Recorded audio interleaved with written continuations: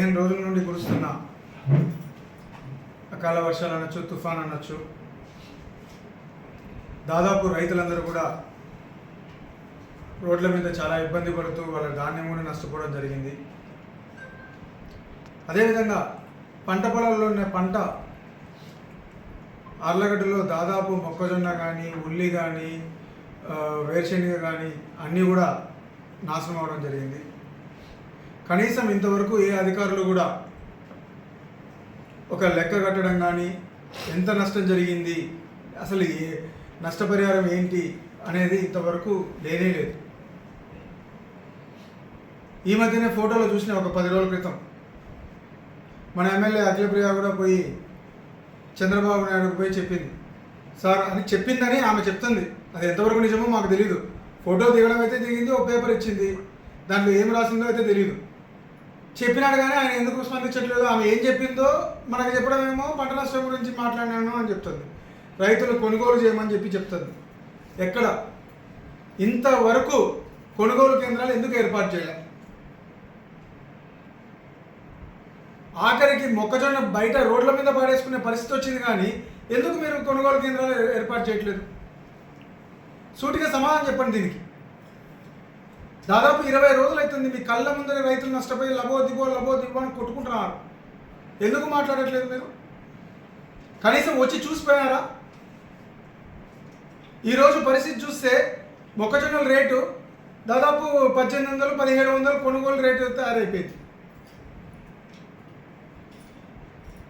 గతంలో మా ప్రభుత్వం అధికారంలో ఉన్నప్పుడు 2400 మద్దతు ధర ఇచ్చి కొనుగోలు చేయడం జరిగింది. ఈరోజు ఎందుకు లేదు? ఎందుకు స్పందించట్లేదు ముఖ్యమంత్రి? ఓ పక్క పవన్ కళ్యాణ్ గారు పొలాల్లో పడిపోతున్నారు, కానీ ఏమీ చెప్పట్లేదు. ఇమ్మీడియట్గా కొనుగోలు కేంద్రాలు ఏర్పాటు చేయండి. ఈ డ్రామాలు, ఈ ఫోటో మ్యాజిక్లు, ఈ ఉంటాయి దీన్ని ఏమంటారు, కొత్తగా పెయిడ్ ఆర్టిస్టులను పెట్టి వీడియోలు చేయడము, ఇవన్నీ ఆపండి. ఫస్ట్ ఇమ్మీడియట్గా రైతులని ఆదుకోవాలి. ఖచ్చితంగా మేము డిమాండ్ చేస్తున్నాం. ఇసుకది ఇప్పుడు 7,500 ఉంటారు, 9,000 చూసుకుంటారు. అసలు ఈరోజు ఇసుకది చూస్తే ఎంత హాస్యాస్పదంగా ఉందంటే, తెలుగుదేశం వాళ్ళకి పేటెంట్ రైట్ ఇచ్చినారు. ఇక్కడ దోచుకొని రా ఆలగడ్డ ప్రజల్ని దున్నుకోండి. దున్నపోతులు పడి దోచుకుంటున్నట్టు, పొలాల్లో పడి దున్నపోతులు దోచుకున్నట్టు ఈరోజు ప్రజల్ని దోచుకుంటున్నారు. ఎంత దారుణం!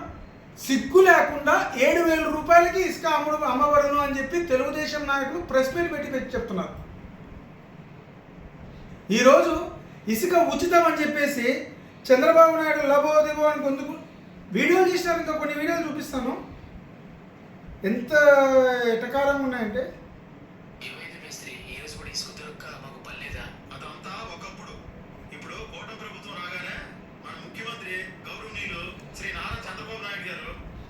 ఉచిత ఇసుక యాడ్ నుండి ఉచిత ఇసుక ఇచ్చారు.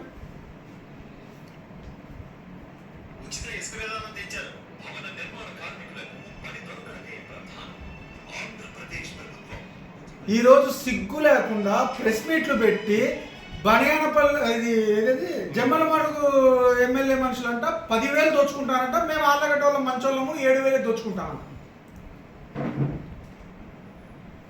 ఎవరికి పోతుంది ఉచిత ఇసుక? అంటే ఒక విధానం తీసుకొచ్చారు ఉచిత ఇసుక అని చెప్పేసి, ఎవరైనా పోయి తెచ్చుకోవచ్చు, ట్రాక్టర్లలో ఎవరైనా ఇచ్చుకోవచ్చు అని. అలాంటిది ఈరోజు ఎందుకు ఈ దోపిడీ?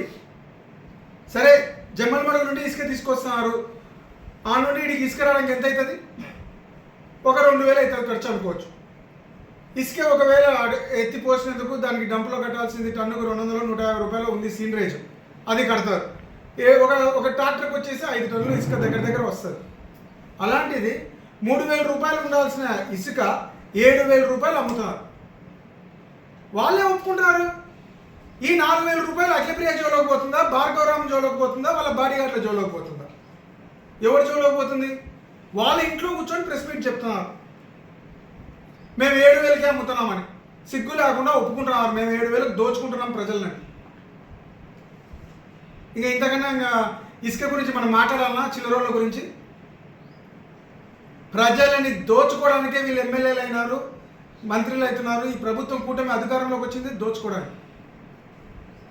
కోళ్ళు అయిపోయినాయి, ఇప్పుడు మట్టి, ఇప్పుడు ఇసుక, మద్యం, కల్తీ మద్యం ఎంత ఎటకారంగా ఉందంటే ఈరోజు కల్తీ మద్యం కూటమి వాళ్ళు తయారు చేస్తారు, మళ్ళీ కేసులు వైఎస్ఆర్సీపీ నాయకుల మీద పెడతారు. జోగి రమేష్ గారి అరెస్ట్ ఎంత దారుణం ఇది. కల్తీ మద్యం తయారు చేసింది తెలుగుదేశం ప్రభుత్వంలో ఉన్న వాళ్ళ నాయకులు, వాళ్ళు తయారు చేస్తే వైఎస్ఆర్సీపీ నాయకులు అరెస్ట్ చేస్తారు. తెలుగుదేశం పార్టీకి ప్రతిసారి ఒక డైవర్షన్ పాలిటిక్స్. నిన్న 10 మంది చచ్చిపోయారు, జోగి రమేష్ అరెస్ట్, ఇంకా దాని మీద టాపిక్ పోకూడదని చెప్పేసి ఇది.